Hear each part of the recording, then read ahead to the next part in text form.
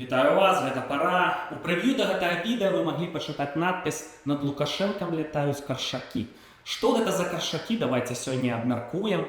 Увогуле людзі, якія сочаць за Лукашэнкам усю дарогу, кажуць, што менавіта сёння ён выглядае чалавекам абсалютна загнаным у кут. І вось у тым ліку прырода ягоных звярыных паводзінаў гідра б'е сваімі канцавінамі перад канцом. І з чым звязаная небяспека? Это вайна імаверная і хуткая, якая можа спапяліць Лукашэнку. Ці это нешта іншае? Мы не ведаем гэтага дакладна. Але ў гэты крытычны момант у Лукашэнкі не злазяць з языка там полк Каліновска і беларускія добраахвотнікі. З чаго б гэта? Не злазяць з языка каардынацыйная рада. Што тычыцца беларускіх добраахвотнікаў, іх таксама вельмі хвалюе рэжым Лукашэнкі, дакладней ягоныя руйнаванні. І, як аказалася, каардынацыйная рада, а каардынацыйную раду таксама хвалюе Лукашэнка і беларускія добраахвотнікі. Такая, ведаеце, атрымліваецца японская філасофія. Усё пераплецена і сведчыць пра прыродныя грамадска-палітычныя працэсы, што ў будучым, а магчыма, хуткім будучым, нас будуць чакаць сюрпрызы. Давайте пачнем уласна з Лукашэнкі. Як вы ведаеце, там праходзіў так званы ўсебеларускі народны сход, Лукашэнка выбраў сябе старшынём сходу, усё даволі прадказальна, будзе высоўвацца на выбары. Ягоны план, што ўсё-такі вайсковае ліхалецце абміне Беларусь, і ён зможа балансаваць і захоўваць уладу. Але гэта таксама вельмі праблемны момант, таму што ў выпадку мірных угод Расія будзе сканчваць працэс анексіі Беларусі, зляціць Лукашэнка, зляцяць стейкхолдеры рэжыма. Это просто гарантавана. Лукашэнка таксама это разумее. Але ёсць большая праблема. Большая праблема, яна ў блізкай перспектыве месяцаў, ну максімум года. Гэта планы Крэмля на беларускую тэрыторыю. Напад, узброены напад з Беларусі, а гэта вайна ў Беларусі. Гэта досыць такая страшнаватая сітуацыя гаспадарства. Я размаўляў на праекце «Рацыя», на канале «Рацыя» з вайсковым экспертам Сергеем Грабскім. Это чалавек, які мае вышэйшыя ўзнагароды НАТО, які быў натаўскім афіцэрам, як міратворац. Так, вайсковы аналітык, вельмі аўтарытэтны чалавек. Датычна нападу на Украіну з беларускай тэрыторыі, ён проста выключае гэты варыянт, таму што мяжа, апісваў вайсковы эксперт, наколькі яна ўмацаваная, дыбарам проста ўстаюць валасы, міны на кожны метр забетаніравана, там жа яшчэ і балаты, там, дзе можа праехаць тэхніка, все это прастрэльваецца проста без шансаў. І ўвогуле вось гэты наступ расейцаў, які яны анансуюць там травень-чэрвень, ну хутчэй за ўсё это все завершыцца як контрнаступ Украіны ў мінулым годзе. Нічога там не выгарыць, а з беларускай тэрыторыі это ўвогуле дакладна. А вось смачны кавалак для Пуціна неабаронены гэта Балтыя, гэта Літва, Латвія і Эстонія. І там, канешне, спадзяюцца, што калі там Расія нападзе, НАТО праявіць сабе, будзе імгненны удар па агрэсару, знішчыць проста все. Кремль развалится, Москва сгорит, але Грабскі не спяшаецца з такімі высновамі. Таму што спецыяліст тлумачыць, што на всю Літву, Латвію, Эстонію ў дадзены момант ёсць 33 тысячы вось блізу гэта вайскоўцаў. За якім сцэнаром можа адбыцца напад? А напад это адбудзецца наступным чынам. Расейцам дастаткова вывесці з франтоў пятую частку сваіх войскаў. Вайсковая тэхніка ў іх па-ранейшаму ёсць. Да іх далучаюцца лукашэнкаўскія войскі. Для чаго, вы думаеце, праводзяцца гэтыя пастаянныя вучэнні на тэрыторыі Беларусі? Там жа ўсё стрыкоча на палігонах абсалютна на ўсіх. Вы самі пра гэта ведаеце, хто знаходзіцца ўнутры краіны. Самі гэта ўсё назіраеце. Для чаго робіцца гэтая муштра? Для вайны. Канешне, яны пагоняць беларусаў на вайну, удзельнічаць у гэтым нападзе, гэта несумненна. І там у краінах Балтыі іх проста няма каму сустрэць. Натаўцы збіраюцца разгортваць там войскі толькі ў 25-м годзе, а ў 27-м годзе скончыць гэтае разгортванне. Канешне, гэта момант для пуцінскага нападу, таму што рухацца яны будуць з хуткасцю, што б там не казалі пра сувалкаўскую прастору, што там яна непрахадзімая і так далей. 25-30 кіламетраў в суткі. Ці буде той рашучий адказ НАТО? По-моему, ось американцам зараз саме головне – це вибори, а не заколоти на от і Сувалковські простори. По Україні ми вже бачили, да, які заповолені бувають з реакцією.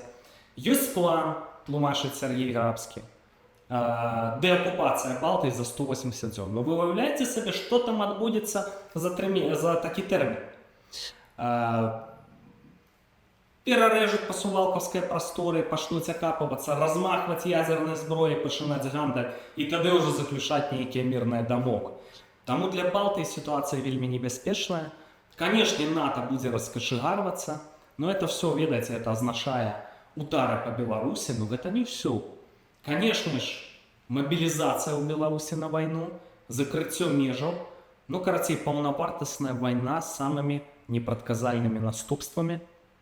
І ось Лукашенко розуміє цю ситуацію. Видите, я навіть не здивлюся, коли у певний момент ён это свое войско ввогуле разверне на расейцаў, скажа, вот враги, все хочуць нас знішчыць, пачне там дамаўляцца з украінцамі, з балтамі, з палякамі і разверне просто зброю. Я не выключаю абсолютно ніякіх варыянтаў, калі ён захоча палітычна выжываць, што могуць здарацца абсолютно самыя розныя сюрпрызы. Ну і ў гэты крытычны момант координаційная рада, з якой яшчэ недавно смяяліся, называлі чемоданом без ручки, бессэнсоўнай структурай. Полк Каліновска, вядома, што па колькасці там і блізка няма ніякога полка. Это не сувымерныя сілы, але яны пра гэта кажуць. Чаму? Ну а цяпер пра беларускіх добраахвотнікаў, якія ўжо паваявалі ва ўкраіне, ці рыхтуюцца да вайны на тэрыторыі Польшы і Літвы, да вызвалення Беларусі. І вось вы ведаеце пра скандал у полку Каліновска, што захацелі высоўвацца парамілітарным блокам на выбары ў координацыйную раду. Знайшліся асобы, якія ім запярэчылі, напэўна, Лукашенка церцяць у далоні папляскалі. Здарыўся канфлікт, ну спачатку для чаго ўвогуле добраахвотнікам гэта патрэбна? Каліноўцы і іншыя беларускія добраахвотнікі ідуць у палітыку таму, што им важно, гэтым людям, ну, нам важна Беларусь, нам важно вернуться в Беларусь. І толькі аднаго складніка вайсковага недастаткова, каб гэта зрабіць. Для вяртання ў Беларусь трэба, каб працавалі тры першасныя складнікі. Гэта вайсковы, палітычны і эканамічны. Дзесьці палітычным шляхам, дзесьці вайсковым, дзесьці эканамічным мы хочам ціснуць на рэжым, на імперскую Расію, намагаючыся дасягнуць нашай галоўнай мэты нашага павяртання ў Беларусь. Координацыйная рада – гэта інструмент, які прызнаецца рознымі суб'ектамі мировой палітыкі. Вось. Гэта інструмент, рэсурс, як заўгодна яго назавіце, які зараз, на мою думку, выкарыстоўваецца не па свайму назначэнню, то бок не ў бок Беларусі. Наша задача, каб гэты інструмент выкарыстоўваўся максімальна эфектыўна і быў накіраваны на набліжэнне вызвалення Беларусі з-пад гібриднай акупацыі. Вы ведаеце, што ідэя полка Каліновска, што аднамомантна полк так і не змаглі назбіраць ва ўкраіне. Самыя ўкраінцы ў гэтым не зацікаўленыя, відавочна, што ёсць дагаварняк з рэжымам Лукашэнкі. Яны зацікаўленыя, каб не было нападу на тэрыторыю ўкраіны, там нейкіх правакацый, каб не трэба было дадатковай войскі туды адцягваць. Так? З войскамі і так ёсць пытанне з людскім рэсурсам. Тое ж самае тычыцца і палякаў, тое ж самае тычыцца і літоўцаў. Але сітуацыя гэта можа крута змяніцца ў разе вот гэтага нападу з тэрыторыі Беларусі. І гэтую запасную карту з кішэні дастануць адразу шэраг розных дзяржаў. Ну глядзіце, вы ведаеце пра рэйды расійскіх добраахвотнікаў у Белгародскую вобласць, так, это рабілі РДК і Легіён Свабода Расей. Іх 100 чалавек няма. Якім чынам там устроивали такія закалоты? Таму што яны там былі не адныя, таму што і беларусы там былі, канешне, узброеныя сілы Украіны там былі. Усё вельмі проста. І вось уявіце сабе сітуацыю, ну всё, напад з тэрыторыі Беларусі, і под шэўронамі беларускіх добраахвотнікаў. Ну, карацей, не патрэбна мець 50 тысяч, каб у Беларусь зайшло 50 тысячаў. Этнічная Беларусь. Праязджаў па Беларусі, там, мае да краіны піетэт. Гэта можна як заўгодна патлумачыць, але зойдуць беларускія добраахвотнікі, а за імі можа быць дзесяткі тысячаў іншых добраахвотнікаў з баявым досведам, вельмі добра падрыхтаваныя. Усё проста, запасная карта. І парамілітарныя беларускія арганізацыі цудоўна гэта разумеюць. Цудоўна разумеюць, што ў Беларусі так ці інакш складзецца турбулентная сітуацыя. З-за вайны, не з-за вайны. Ці калі там будуць расейцы ўжо завяршаць працэс анексіі, разумееце, гэтая скараварка выбухне, з'явяцца магчымасці, ну і рыхтуюцца паціхаму, займаюцца гэтым людзі, якіх няма ў медыйнай прасторы. Таму не здзіўляйцеся ўвогуле, калі ў падраздзяленнях НАТО будуць з'яўляцца там розныя беларускія корпусы. Няхай это не будзе для вас сюрпрызам. Робяцца разнастайныя спробы, пытанне трымаецца на кантролі, і ўсё можа вельмі крута змяніцца. Дык вось, проста мець нейкія там потым уплываць на Беларусь, нейкія там добраахвотныя парамілітарнае падраздзяленне гэтага мала, патрэбнае палітычнае прадстаўніцтва. Вось была спроба напрыканцы лістапада, летась канферэнцыя «Шлях да волі». Мала што там атрымалася, не выйшла кансалідаваць там розныя палітычныя суб'екты. А зараз вось другая магчымасць выбары ў каардынацыйную раду, куды яны ідуць цэлым блокам, ставячы перад сабой у тым ліку палітычныя задачы фармавання вось гэтай суб'ектнасці і кансалідаванай супрацай з іншымі уплывовымі беларускімі дэмсіламі. А вось каардынацыйная рада, ведаеце, гэта яшчэ цікавей. А цяпер пра каардынацыйную раду. Структура, якая ўвогуле не мела ніякай вагі раней. Структура, якую некаторыя аналітыкі называлі чамаданам без ручкі, з якой пасмейваліся, якая непапулярна, якую многія крытыкавалі. І вось 25 траўня выбары ў каардынацыйную раду, і нават міністры з атачэння Ціханаўскай ідуць туды звычайнымі дэлегатамі, быць дэлегатамі сярод іншых 80. З чаго б гэта? У чым прырода гэтай сітуацыі? Чаму стварыўся пэўны ажыятаж вакол гэтых выбараў?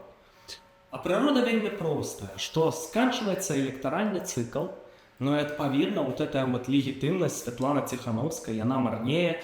І давайте паглядзім праўдзе ў вочы. Канешне, Святлана Георгіевна ў 20-м годзе узяла на сябе ролю, мела такую мужнасць, это нельга не паважаць. Былі сустрэчы з вядомымі палітыкамі, шматразова, это все дасягненні. Па-ангельску гавора, малайчына. Але давайте глядзець у сухой рэшце на вынікі, на нейкія палітычныя перамогі. Ну вот я просто гляжу на медыа, што у нас тут нейкі рывок здарыўся, дэградацыя, я так это назову, альбо стагнацыя. Культура, я не ведаю, што сказаць, напішыце, калі ласка, ў каментарах, калі я несправядлівы, калі былі нейкія ўвогуле перамогі, я іх не бачу. Нейкага аўтарытэта, папулярнасць 0, уплыў на Беларусь нейкі, можа быць, было немагчыма. Я разумею, но як бы вынікаў няма. Патрэбная пераканфігурацыя, перазагрузка гэтага поля. Плюс ёсць людзі з такімі сур'ёзнымі амбіцыямі, но якія б хацелі таксама ўскараскацца на гэты алімп дэмсілаў. Плюс у Беларусі будзе турбулентнасць, это будзе трамплін, это будзе сур'ёзны шанс. Хто быў, як кажуць, апошнім, можа стаць першым. Таму што такая перспектыўная сітуацыя складзецца. І вось каардынацыйная рада — это пляцоўка для раскруткі новых імёнаў, якая ўвогуле можа стаць такой асноўнай пляцоўкай беларускіх дэмсілаў. І, адпаведна, такія стейкхолдеры этой пляцоўкі будуць мець палітычны ўплыў, ну ці прынамсі перспектывы, што калі-небудзь яны будуць мець палітычны ўплыў. І паглядзіце, хто туды высоўваецца кандыдатамі на гэтыя выбары, якія 25 траўня адбудуцца. І Павел Латушка, ну дасведчаны чалавек, папулярны ў соцсетках, высоўваецца цэлым блокам. Андрэй Ягораў, які быў спікерам там, папярэдняга гэтага, я не вельмі сашыў, шчыра кажучы, за каардынацыйнай рады, спікер яшчэ удзельнага гэтага складу, разам з Пракоп'евым, які ездзіў, акучваў беларускую дыяспору ў Злучаных Штатах Амерыкі. Ну, палітычныя партыі беларускія там у Беларусі былі статыстамі і за мяжой статысты, апроч беларускай хрысціянскай дэмакратыі, дзе сёння якой кіруе Георгій Дзмітрук, і за якой стаіць Павел Северинец, от яны аб'ядналіся з народнай грамадой Міколы Статкевіча, там зараз справамі займаецца Євген Вільскі. Хто там яшчэ? Роза Турарбекова са сваім блокам, яна аб'ядналася з Віталём Рымашэўскім. Ну, у тым ліку ёсць эпатажныя людзі, як Тацяна Мартынова, блогерка, якая зараз там вяшчае з Украіны. Вось што, дарэчы, пра іхні блог. Хвацяць баяцца. Адзіны, мне здаецца, які па-руску падпісаны, што пра іх кажа дзейны спікер каардынацыйнай рады Андрэй Ягораў. Адносна прарасійскасці, калі казаць вось пра ўсе гэтыя, напэўна, блокі, то хіба вось гэты блок, гэтыя людзі, калі глядзець па іхніх кантактах і прамовах, то яны даволі блізка знаходзяцца ад расійскай палітычнай апазіцыі. То бок ёсць ўзаемадзеянне, хутчэй праз іх з структурамі добрых рускіх, якіх любяць назваць зараз. Ну, зноў-такі, калі там частка гэтых людзей патрапляе ў каардынацыйную раду, ну, вот, я думаю, што яны там будуць прасоўваць вот гэтыя ідэі таксама большай шчыльнай кааперацыі з расійскай апазіцыяй і расійскім апазіцыйным рухам. З майго пункту гледжання, вось гэтыя выбары выглядаюць перспектыўненька і можа ўтварыцца перспектыўны палітычны канструкт у будучым, і мы бачым пэўную кансалідацыю ў межах гэтай структуры. Мне вельмі шкада, што туды не высунуўся блок Зенона Пазняка, напрыклад, реально папулярная персона, там бы, канешне, за яго галасавалі, і ён бы там меў вагу в этой каардынацыйнай радзе і гэтак далей. Ну, вось не пайшоў Пазняк.